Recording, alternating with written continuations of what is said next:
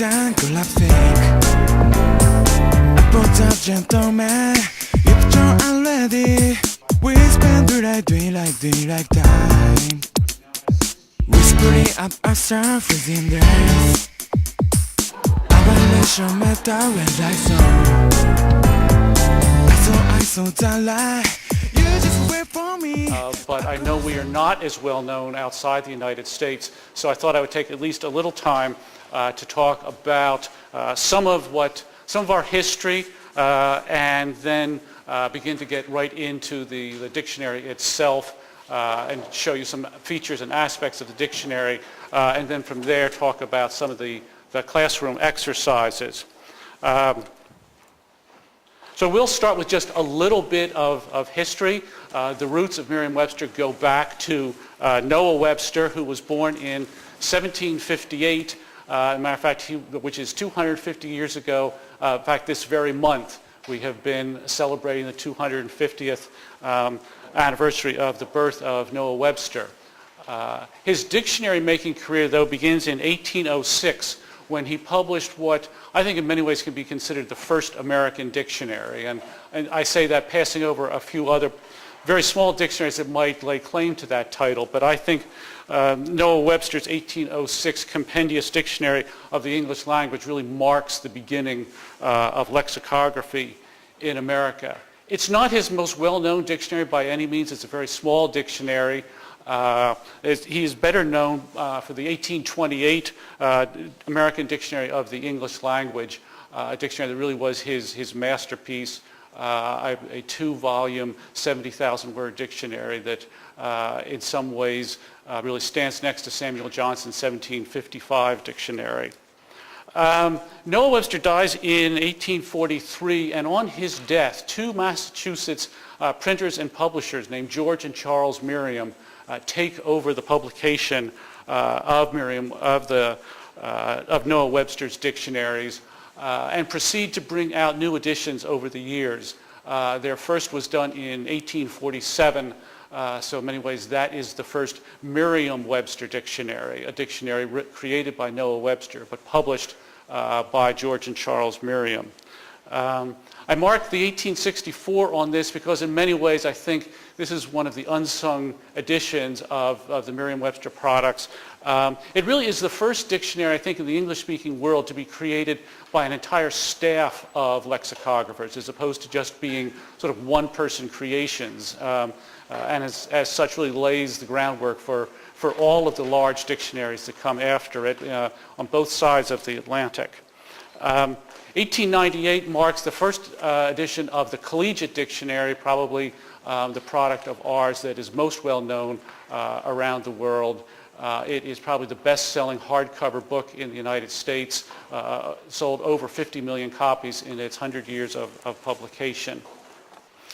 Bringing us up a little closer to the modern era, 1947 is when we created the first mass-market paperback dictionary, and that really has gone on to become the best-selling paperback nonfiction book in America. 1961 is the publication date of our famous unabridged dictionary, probably the most controversial dictionary ever published for its really strict adherence to descriptive as opposed to prescriptive notions, to really make the point that we want to tell the truth about the way the language is actually being used by English speakers rather than preserving certain kinds of artificial notions of propriety that actual writers and speakers and editors no longer adhere to. 1996 is an important date. That was when we decided to take the Collegiate Dictionary, the biggest single source of revenue for Merriam-Webster, and put it on the website, on a free website, so that all the world could use it without fee. 2003 is when we brought out the newest edition of the Collegiate Dictionary, and 2008, I hope, becomes a date that is every bit as important in the history of Merriam-Webster as all those other dates when we publish Merriam-Webster's Advanced Learner's English Dictionary. In sort of a moment of boastfulness, I do want to say for people who aren't aware of the role of Merriam-Webster within the American market that we are by far the market leader in almost all categories, that mass market paperback is by far the best-selling reference book in America. The Collegiate Dictionary is the best-selling hardcover. Our Spanish-English Dictionary, the best foreign language study book. The Thesaurus, the best-selling Thesaurus. And even the French-English is the best-selling French-English Dictionary. So moving on to the Learner's Dictionary itself and asking, I think, an important question. Why should we be publishing one more Learner's Dictionary at this point? And I think we posed that question to ourselves in clear recognition of the fact that this is, in fact, a bit of a crowded market. There are many very good Learner's Dictionaries already on the market, and we acknowledge and honor the strength of all of the Learner's Dictionaries that are already out there. So why, in fact, should we be coming along at this late date and adding to that field? I think there were a number of reasons that drove us to this. Number one, I think certainly given the growing interest in American English around the world, we really felt that the world ought to have a full-sized, full-featured Learner's Dictionary from a U.S. publisher. And in a sense, shame on Merriam-Webster and other U.S. publishers that we haven't stepped up to this challenge before. But here we are coming late, and we do think this is something that the world ought to have. Now that, in a way, is a self-serving argument, so it in and of itself was not enough. I think perhaps more important is simply the fact that people have, over the years, been asking us to do something like this. But even that probably would not have been enough. I think what really emboldened Merriam-Webster to take on this task and to spend, as I will point out later, about 10 years working on this project is I think we did feel we could bring something new to the table in Learner's Dictionary publishing. First, certainly I think that undeniably, I believe we bring just unrivaled authority about American English. I think that over the years, the resources that we have assembled and the staff and the expertise that we have put together and our adherence and dedication over the years to studying the language, I think, puts us in a position to do that. The second thing I think we bring to the table is what I would call a deep faith in exemplification. A hallmark of Merriam-Webster's dictionaries in the native speakers market is that editors are trained to believe that really the best way to convey meaning, the best way to illustrate usage is with what we call the well-chosen verbal illustration. Illustrate the use of that word in a phrase or sentence. And amongst the college-level dictionaries published in the United States, far and away our collegiate dictionary has more of them. And pretty much in every product category you will see that we tend to include more verbal illustrations than most other publishers. And it just is an item of faith with us that really is the way to convey meaning well. And obviously a Learner's Dictionary is a real opportunity to carry that to its obvious logical end, and that we did. The other thing I think we bring is a very rich and also a very varied set of resources to draw upon. As we did this, we were certainly well aware of the kind of corpus revolution that took over 20 or 30 years ago, and for the past 20 or 30 years, little by little, we have been creating a corpus of our own. It is not quite as big as some of the other publishers, but with over 100 million words in that electronic corpus, it certainly has been a large part of our resources that we draw on in creating the Learner's Dictionary.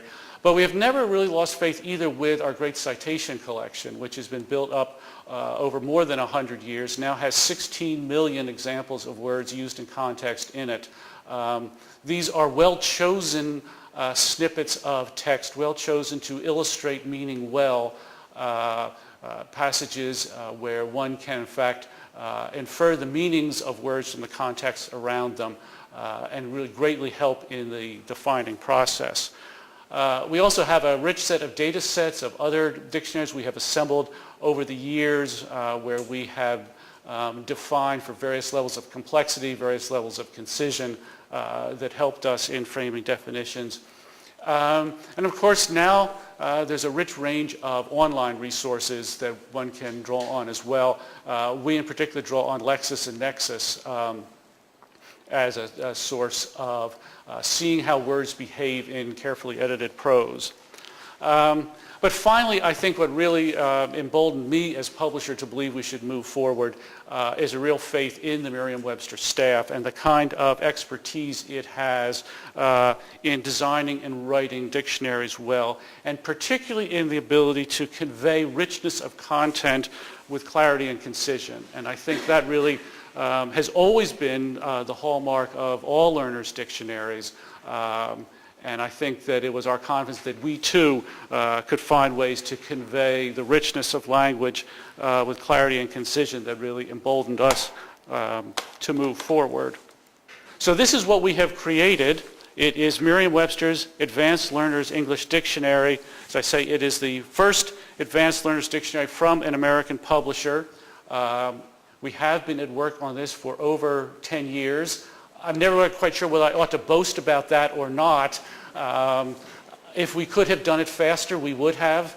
But this was 2,000 words of defining text pretty much written from scratch. I said earlier we have the other data sets we call on, but in point of fact, editors pretty much began with a blank sheet of paper. So that is a long process, and there was no alternative but to get it right.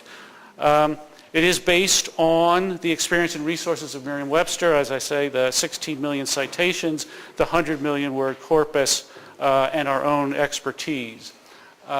We were also advised by one of the foremost experts in this field, Robert Ilson, one of the co-authors of the BBI Combinatory Dictionary, and also the managing editor of the very first Longman Learners Dictionary. But I should also say that our confidence and our notions about what ought to be done in the dictionary was also greatly helped by a group of teachers and educators who we called on about midway through the project. People who were classroom teachers, who were teachers of teachers, who were authors, creators of language learning materials, from around the world, from Chile and Taiwan and Japan and other countries who were brought in, who really helped us and encouraged us in some of our decisions. At one point, we certainly were a little worried had we put even too many examples in, because it was causing us to put an awful lot of text on pages. And I had actually had at one point shown the pages to another learner's lexicographer who said to me, she said, "I don't think I've ever wanted to say this before in my life, but maybe there are too many examples in here." But when we took it to actual teachers and asked them, do we have too many, they said, don't get rid of a single one. So we proceeded to make some other kinds of decisions to make sure there was room for all of them. Here's some of the statistics on the book. I'm not going to belabor any of these because I think you all have brochures that go through these. But I do certainly want to point to the 160,000 usage examples. To the best of my knowledge, that's more usage examples than anyone else has ever put between the covers of a learner's dictionary. And say it is something that was something that we very much believe in and wanted to be able to do. I'll also just point to the last two bullets there, the free ebook download that comes with every copy of the book. That really is the electronic component of this book, is an ebook that is freely downloaded from our website, and that website is what you see there, learnersdictionary.com, and I'll talk a little bit more about that website in a moment. Talk a little bit now about some of the features in the book and begin to show you some of the text in the pages. Here are the features, and I really want to begin with the notion of being easy to use. Later today I'm going to be interviewed by the Korea Herald, who's going to ask me what's the most important aspect of this book, and I'm going to start with ease of use, because nothing else you do in a learner's dictionary makes much difference if the dictionary itself is not easy to use. we really relied on our years of creating dictionaries to give us a sense of what users can easily understand. And the first thing we set off was to make sure that all of the symbols and all the abbreviations were as self-evident and easy to master as possible. And I'll show you those in just a moment. Other clearly authoritative coverage of American English, having more usage examples, the two-color page design, extensive usage guidance, and our coverage of phrases. So getting to each of those, simplified symbols and abbreviations. That's it. The symbols and abbreviations you see before you are all you need to grasp in order to use this dictionary. And I think, as you'll see, there's almost no sort of arbitrary use of symbols here. Everything has a mnemonic value. And everything, I think, is just as clear as we can be about what its significance is. Authoritative coverage of English, I think that really means two things. One, I think it really talks to making sure that we give coverage to all of the vocabulary items from American English that may have been missed by others.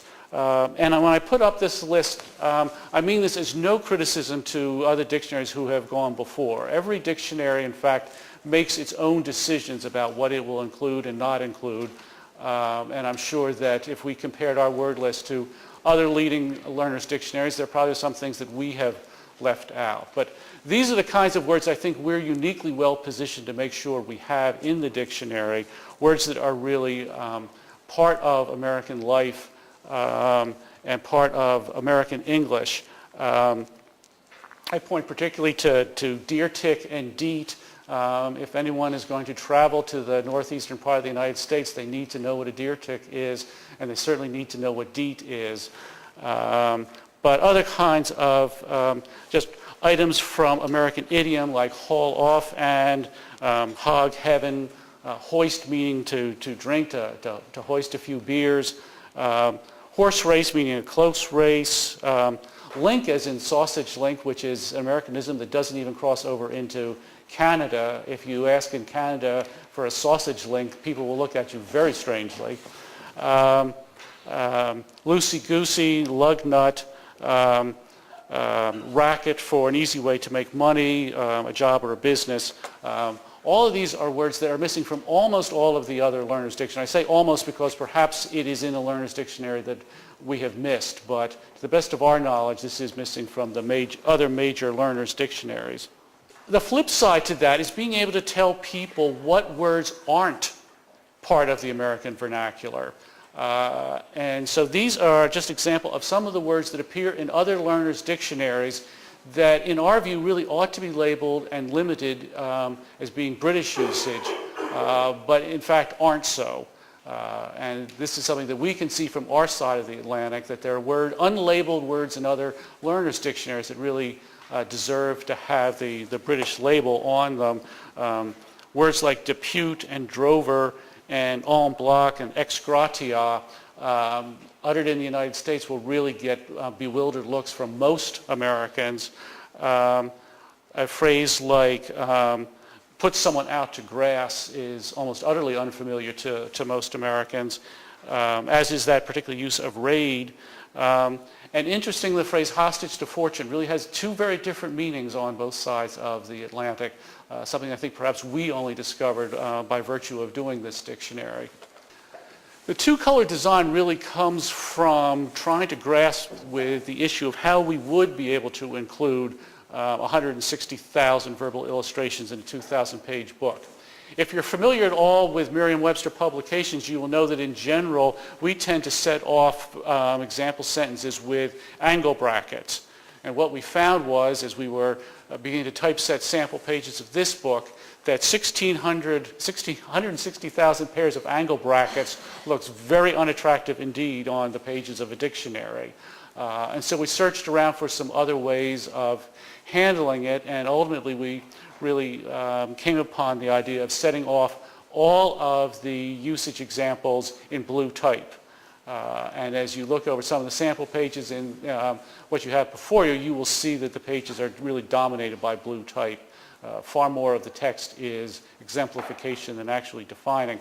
The other nice thing that I think that does, and you can get a bit of a feel from it here, is that it lets you navigate around particularly long entries with a little bit more ease, because the black type that indicates where a new definition begins really jumps out of the page of blue, and it's becomes very easy to see where are the major parts of the entry, where do each of the various definitions begin. For this book, we commissioned a whole entirely new set of line art to be used in the book. I think the hallmark of our line art was that it would not be cartoonish. It would not try to be cute.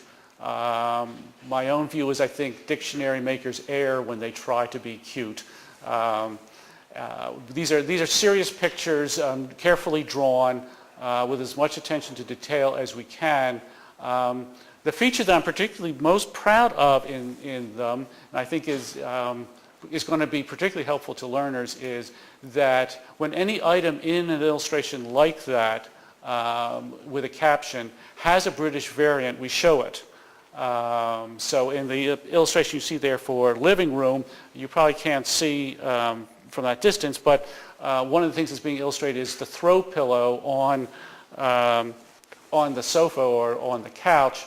But you'll see there's also the British variant, that what is called a throw pillow in the United States is called a scatter cushion in British English.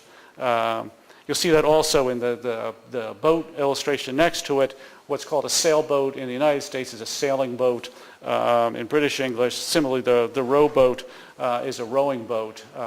And wherever we could throughout the book, in our illustrations, whether in the line art or in the color plates in the middle, we try to show both U.S. and British names for as many items as we can. Just an example of a few more of the pieces of line art. Usage guidance. We know that this is incredibly important for learners to be given as much information about usage levels and register as possible. Merriam-Webster has a real tradition of being descriptive and not prescriptive, so we walk a careful line here. We know that in fact learners want more guidance, but in doing this we have still been reluctant to uphold or to try to keep alive notions about language which really are no longer true. But in this, we try to offer our usage guidance in as many different ways as we can that seem appropriate to the learner. Some of them are done with the usage labels that you see there, trying to establish, as you say, a notion about register, that language usually has a formal or a literary feel to it, that legless is British slang for extremely drunk. Sometimes when it's a complicated concept, we just write an entire paragraph about that, as you can see this one for like, where this is like the adverb. Like has many uses in informal speech, especially in the speech of young people. It is commonly used to emphasize a word or phrase. He was like gorgeous. It's used in ways that show that you are not sure or confident about what you are saying. His father is like a scientist or something. In very informal speech in U.S. English, it is used with the verb to be, to say what someone thinks, says, etc. She was telling me what to do, and I was like, meaning I was thinking, mind your own business. She was like, are you sure you want to do this? And I was like, yeah, why not?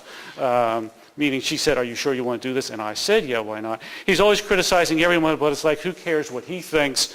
He's always criticizing, but no one cares what he thinks.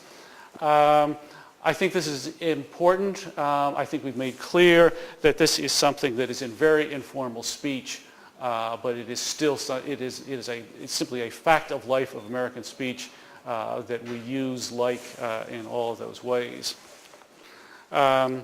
Again, some other uses, literally, an informal use of literally, here handled by a usage note, used in an exaggerated way to emphasize a statement or a description that is not literally true or possible. Steam was literally coming out of his ears.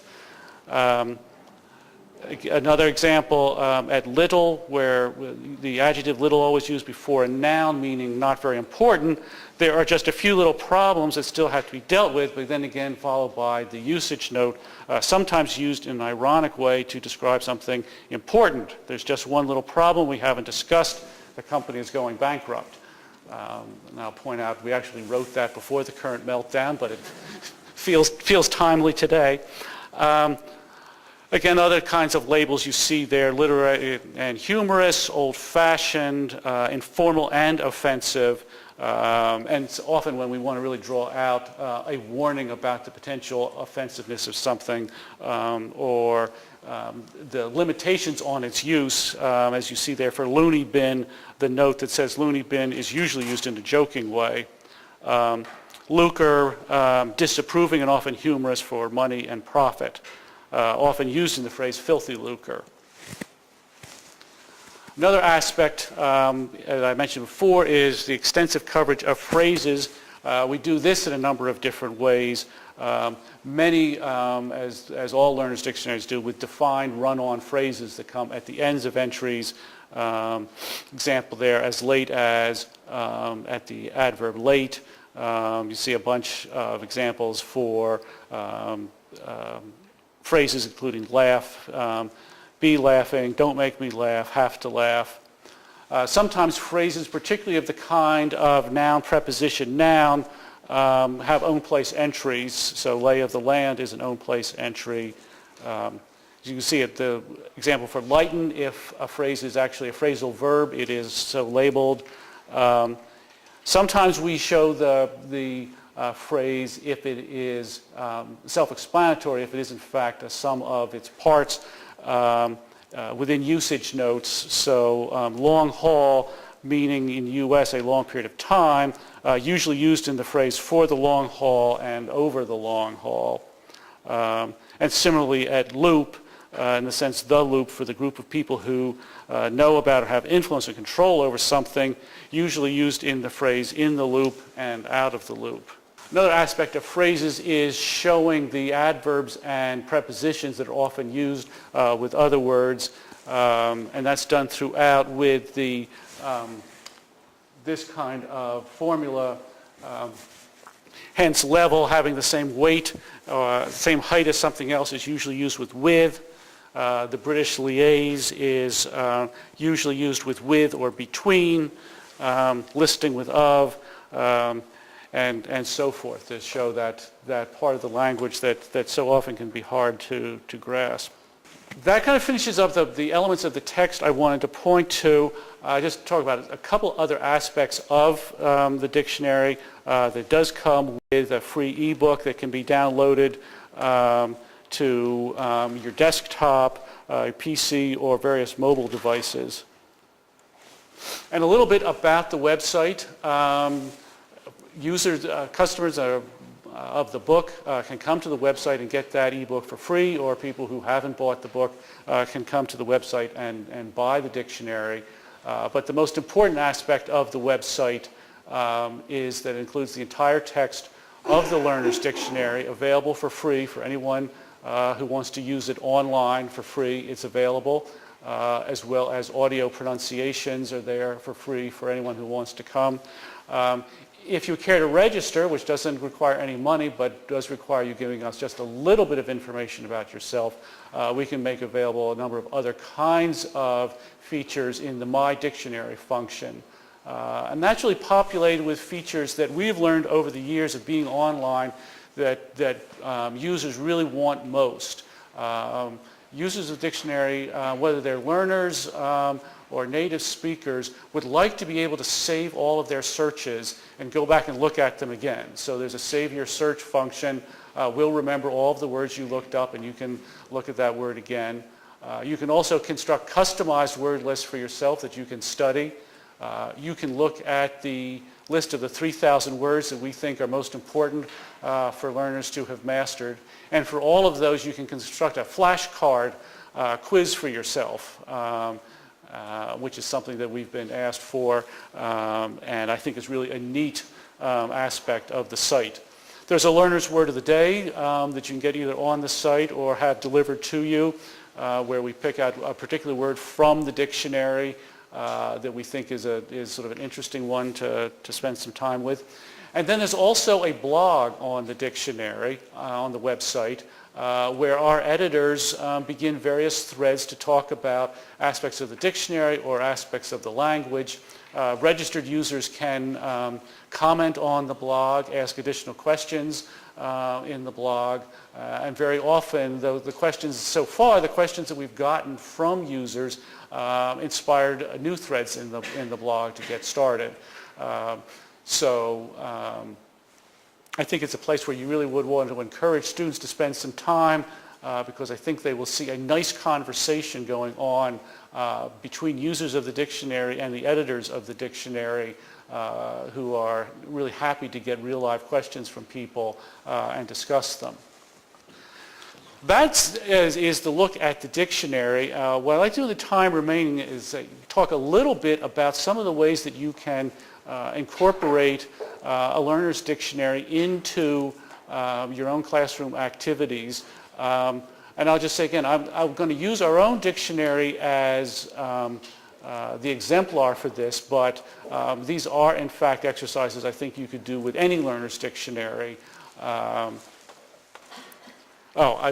neglected one thing. The dictionary also available is a study guide that you can get for the dictionary that has quizzes and exercises. They really try to cover the whole range of things that students would do. It does come with perforated pages so you can take it out and photocopy them, and there are answers in the back.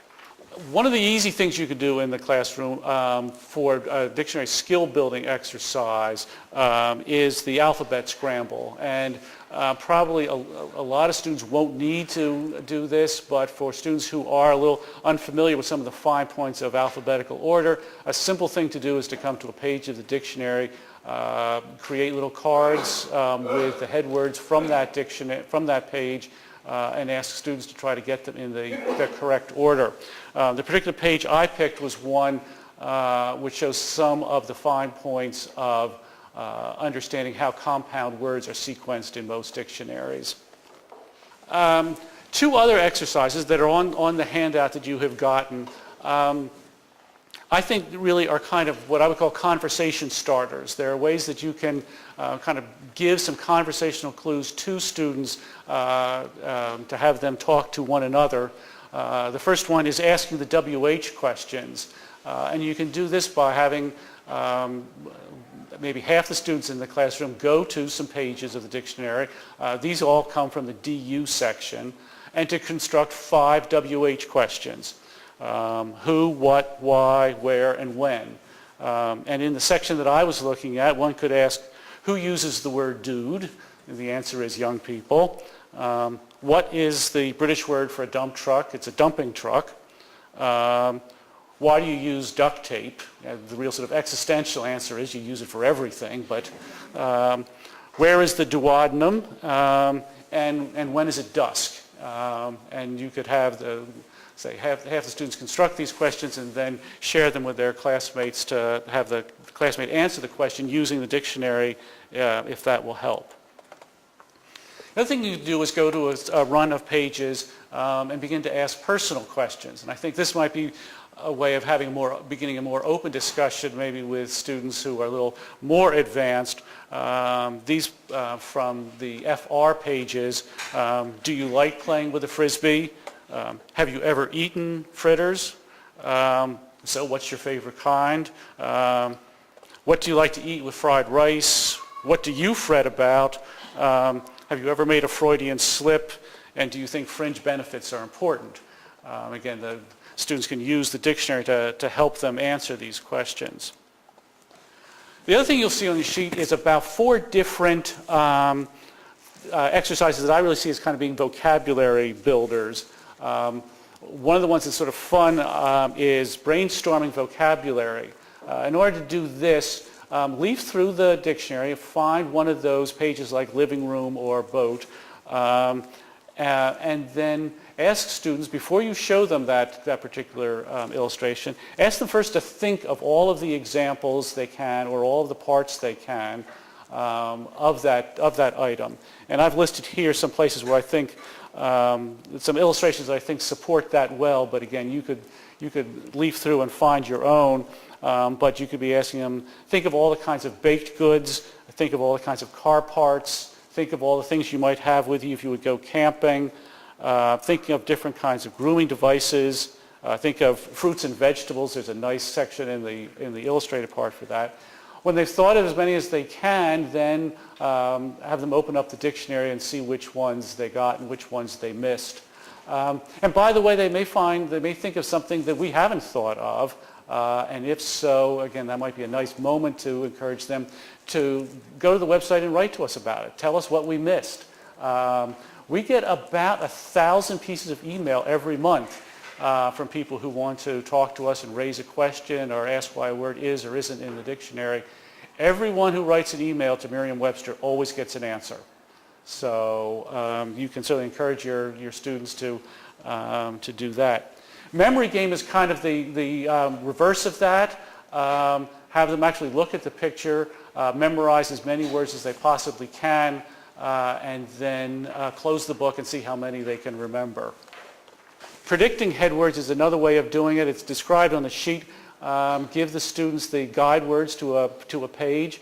Guess as many words as you possibly can, and then see how many you got or missed. And then word chain is one that I really have enjoyed. This takes a little help from you. Pick a word that you think will work well in this kind of an exercise. And here's the exercise. Send the student to a word. In this case, I thought of the word election. And tell them then to find a word in that definition that they think is interesting and look that word up. When they get to that word, find a word that's interesting in that definition and look that word up. When they find a word that's interesting in that definition, look that word up. And here is the little chain that I got when I did that. I went from election to office to authority to decision, choice, possibility, happen, plan, purpose, and reason. A nice little collection of words, all with something in common, and because they come from the defining vocabulary, all part of the 3,000 words that students really ought to have mastered. Dictionary game is also listed on the sheet, and I think that's a game probably all of you have played at one time or another.